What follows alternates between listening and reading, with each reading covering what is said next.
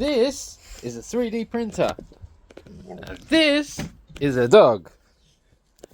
And together, we're going to start a 3D printer business. This is day number 1.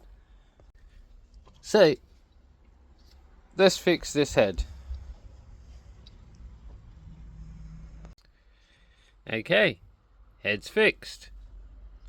Let's get it on there. Okay, head's on. Plugged in.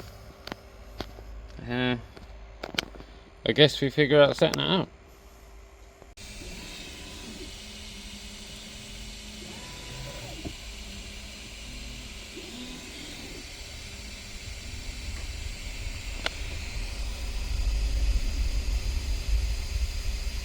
Very good.